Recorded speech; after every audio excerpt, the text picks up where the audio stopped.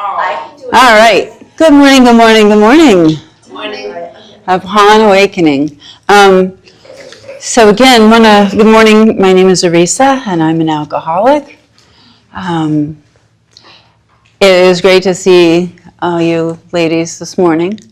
And I again, am going to invite anyone who has any questions. Hopefully you tried this really when you woke up this morning a little bit. Did anybody, and you want to, thoughts, questions, anything like that? I just rolled out of bed. You fell out of bed? Yeah, I just got out of bed. Oh, you just got out of bed. So you weren't just laying I out. set my alarm too late. Well, you know, one of the things I like to say about Upon Awakening is that we all wake up differently, right? My daughter is a very deep sleeper. And just because the alarm goes off doesn't mean she's awake. And spiritually, some of us take a long time to wake up. And for me, it really was a process. I told you a story about it. It was really 3 years in, the first time that I started to have the spiritual awakening they were talking about, even though I'd been working the steps, right? The idea that God actually cared for me, as opposed to there being a God, but that God evolving into one that I felt cared. And that care was developed over time, in part by me going to God to fill my cup, but also through you guys who were filling my cup on God's behalf. Because I'm going to talk later about God being a verb. And you guys loved me into my relationship with my higher power. That when I was growing up in AA, one of the things they said is that until I love God perfectly, what an order, I can't go through with it, that everything in the world is going to be able to hurt me. That the greatest misfortune is to be dead to that pain that the world inflicts on us, that my mind can inflict upon me, because I don't realize what it really is. I don't realize that it's my perception. I don't realize that what I'm actually doing is blaming God. And my inventory shifted from, and somebody said yesterday that they were one of the biggest people on their inventories. Me too. And God was also in the beginning. And then it shifted to life, and I started to realize that life and God for me were kind of the same thing. This idea that this shouldn't happen to me, it shouldn't be this way, that I was holding on to this hope for a different past, as opposed to being right here in the present. And what this practice has done is let me be right here, right now, just the way alcohol did. When I drank, as I said, I forgot about all of the horrible stuff there behind me and all of the stuff that looked terrifying in front of me. And I felt that freedom of the bondage of self. And that, the question yesterday, what if you don't feel connected to God? What is God but that freedom of the bondage of self? When the specters of the past aren't coming over your head. When I started to realize that the things that I was really scared about were kind of like shadow puppets. It was that past shining on something, and it's really just my hand that looks like a T-Rex. Right? It's learning to put it in proportion. In the spiritual experience at the back of the book, they talk about it. Being just, it's so practical. Having that beginning relationship with that higher power isn't necessarily feeling like you're levitating off the ground. It isn't even realizing that, God brought you to a meeting somehow and you didn't need a payphone. It really isn't those things.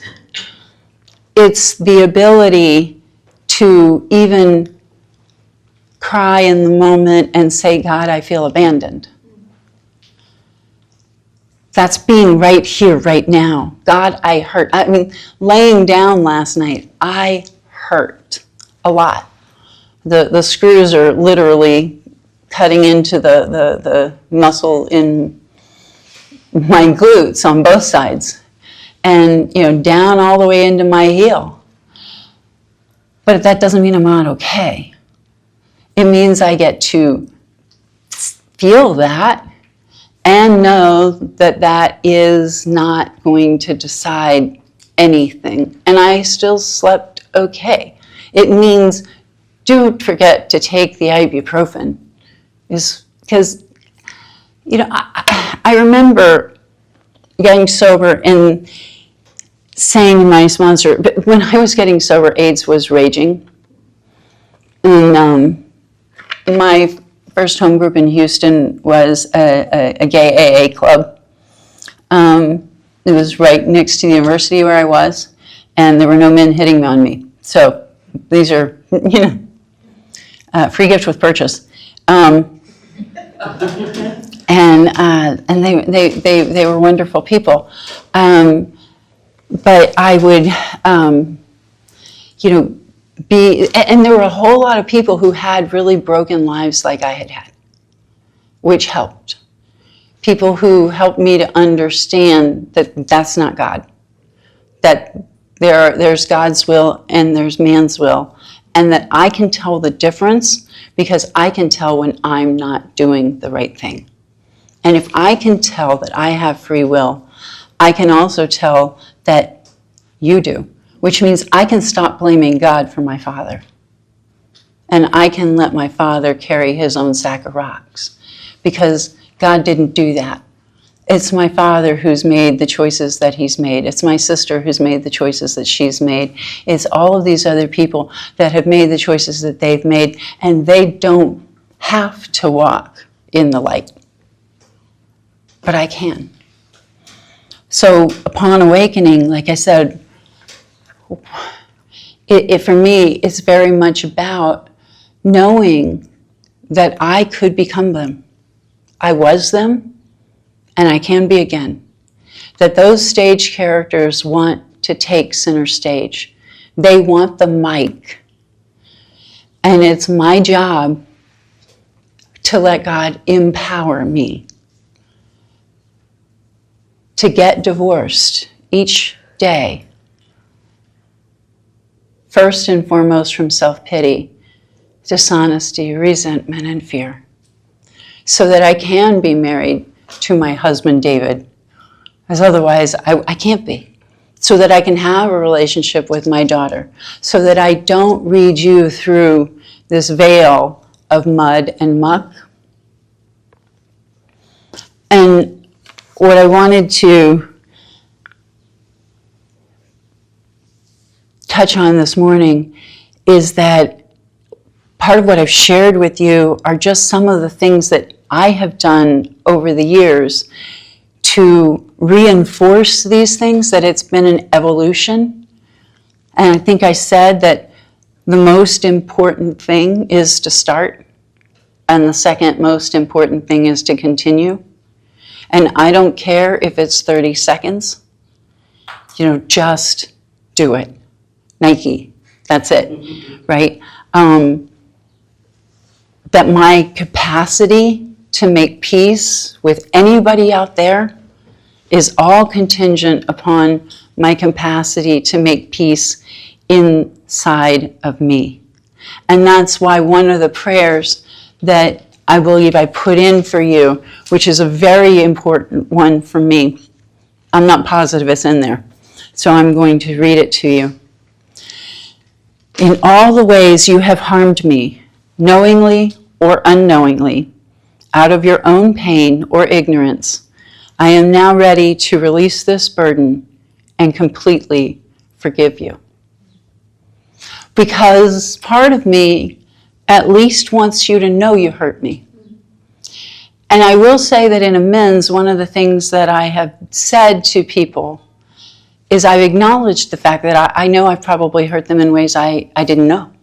How I know I hurt you is one thing, how I actually hurt you is a whole nother. And letting people have their own, the dignity of their own story is how I often put it. That it's not my job to make their lives better. It's my job to let them go and trip and fall if they need to. And if they want help, I'm here. If my sisters want a relationship, then it's time for them to do some repair work because I've been here all along. It's my job to, in certain ways, leave the door open for anyone who actually wants to be on this path. That doesn't mean I leave the door open for those who want to come back for a second swing. Down in Texas, we used to talk a lot about the hula hoop. Do you guys talk about the hula hoop? So your rights extend to the end of your arm. My rights extend to if your fists can reach me. And if I am close enough, if our hula hoops are then it's my job to get away from that. That's what, when I get divorced from self-pity, it's telling me that I have access to power. I have the responsibility, in fact, to take better care of God's precious little girl. That little girl who hid in the bottom of the closet, that little girl who managed to get away when she was abducted, that little girl gave her life so I could be here. And it's my responsibility to give her the life that God always wanted for her. It's my responsibility to know that she deserves to be seen and heard and loved. And when we feel seen and heard and loved, we feel called to greatness. And that's the relationship I'm trying to build with my higher power. That's why this became so important to me. That when somebody pointed out to me that you really can't have a relationship if you don't spend any time with someone, it's not a relationship. That I can't expect God to just, there's an old joke, there are no atheists in a foxhole, But I need to be someone who is inviting God in all of the time. I need to know that the word trudge is not a negative. It means to walk with determination, that you are not going to convince me that God is anything other than love.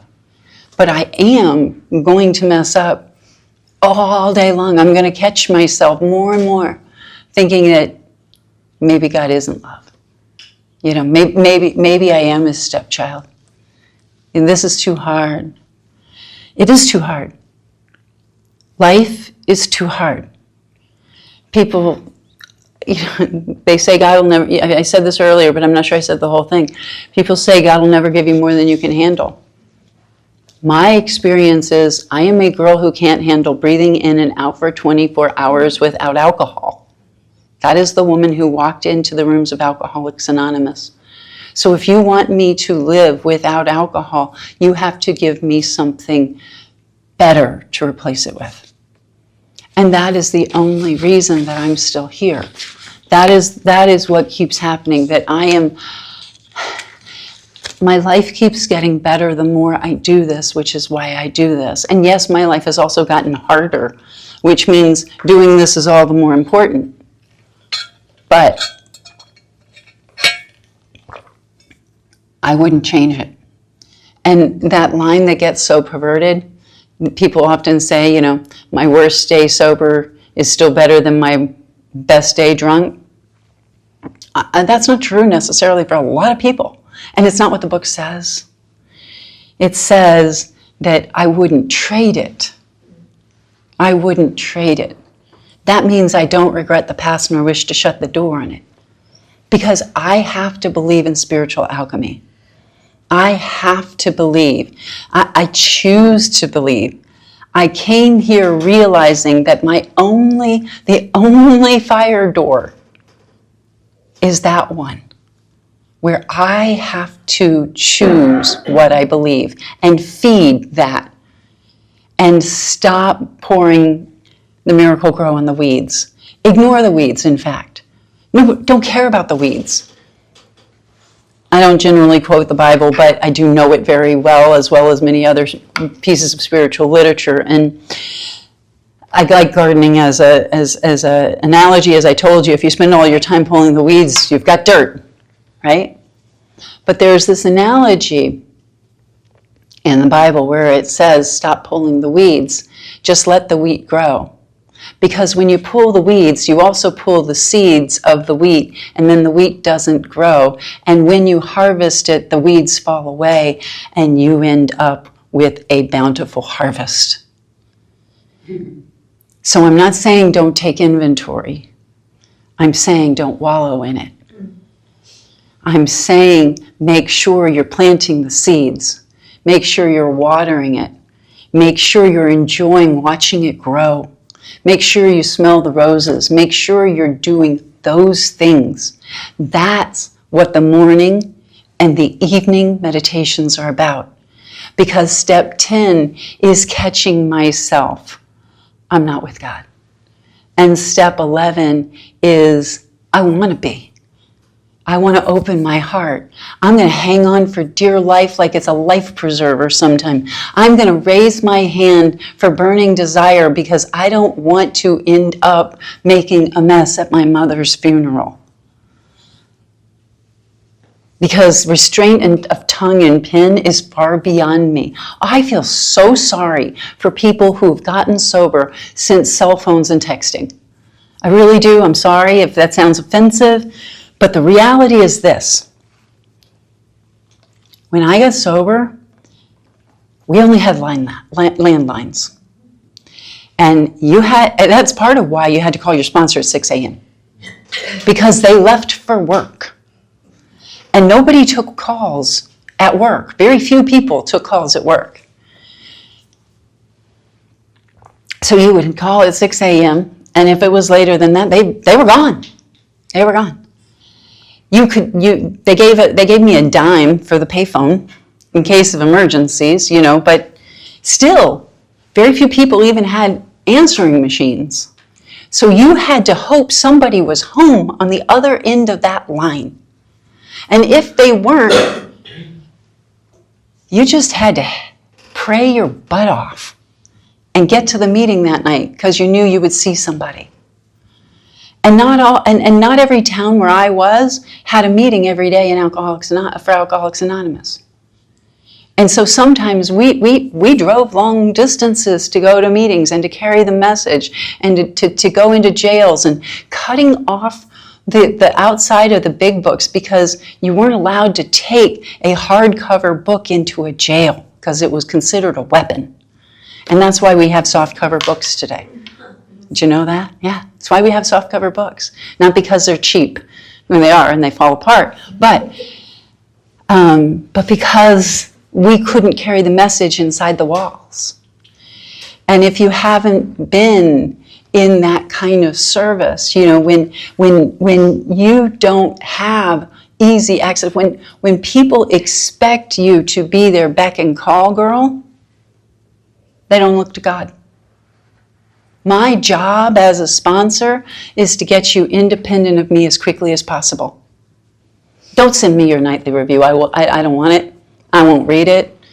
It's not my job to take your attendance. If you want what I have, you do what I do. If you don't, that's okay. There are many paths to the top of the mountain. And I know some people send their inventory and, if that works for you, groovy. I don't care about the apps. I really don't. I mean, whatever works for you. I'm telling you what I found was they said, if you want this above all else, if you want this, and you are willing to go to any lengths, and they always said, not any lengths that you agree with. This is the easier, softer way. Asking somebody to spend 5 minutes twice a day. What an order? I can't go through with it? What an order? I have to check in with somebody else? Until we value ourselves and see ourselves the way God sees ourselves, you're right, we won't. We won't. Because I put myself last on the list, because I still believe that that little girl deserves to be in the bottom of the closet. She doesn't deserve to be loved. She doesn't deserve to be cared for. And it is my responsibility, because I did a third step. Am I ready to abandon myself to God? And I have this visual in my mind of the Moses basket. And it came when my child was little. And we bought our first house, and right after she was born. And the image is of that house with the Moses basket on the front step with a little baby in it, ringing the doorbell, and I'm running away because I know that the people in that house will take better care of that baby than I can. And then, like the story of Moses, if you don't know it, the mother gets to be the nanny. The mother gets to be the nanny. And that's all God's asked of us. That's why I love that story. Not because, like I said, I don't care what religion it comes from. It's just freaking cool. Because that baby was going to get killed. And that mother would rather have that baby be raised by somebody else than have that baby harmed. But because of that kind of love, she got the opportunity to be there every day and make sure that that child was seen and heard and loved and called to greatness. And that child grew into a great person who made a heck of a lot of mistakes and ended up lost for 40 years. You know, it doesn't mean it's all going to be easy. But see, that's the thing. I've left the Moses basket. It's not my life. I belong to God. And all God is asked, when it's hard for me to find babysitters because of all the food allergies, and everyone's like, you know, nobody wanted to watch my kids. But the few that did, there's one, I'm still in touch with her. She now lives overseas and has a couple children of her own, and she was from Venezuela. She had fled here. Her mother got her out. Her mother stayed in Venezuela and is still in Venezuela, but she managed to get all her children out. And she was our nanny. What an inspirational story, right?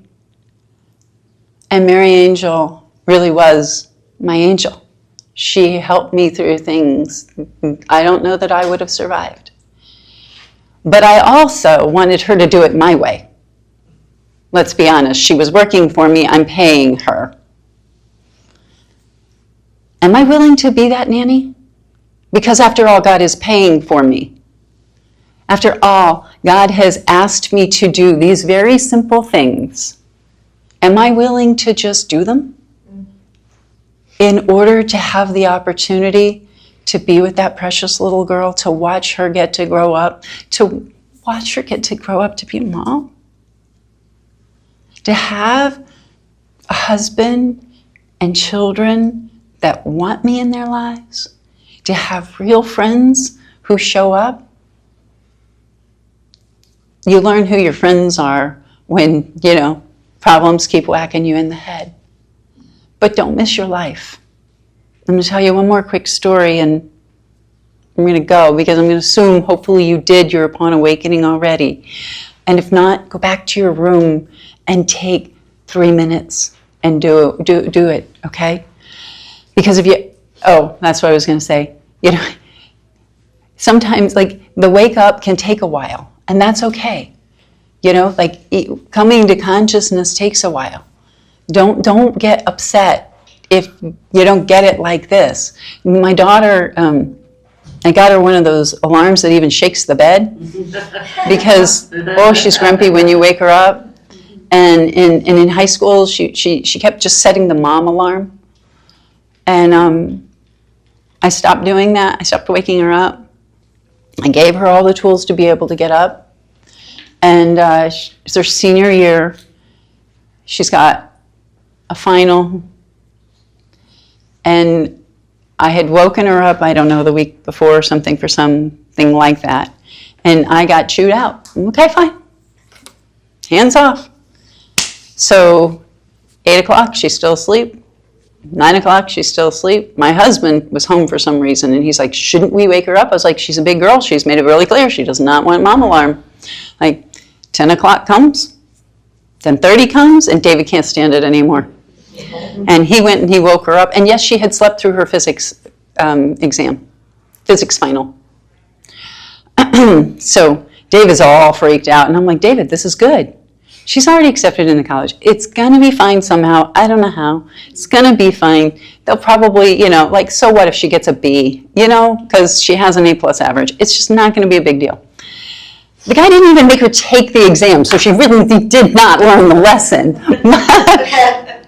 But when she started her first job, she started getting up an hour before she needed to, and she goes for a walk because she knows that she could very easily sleep through it.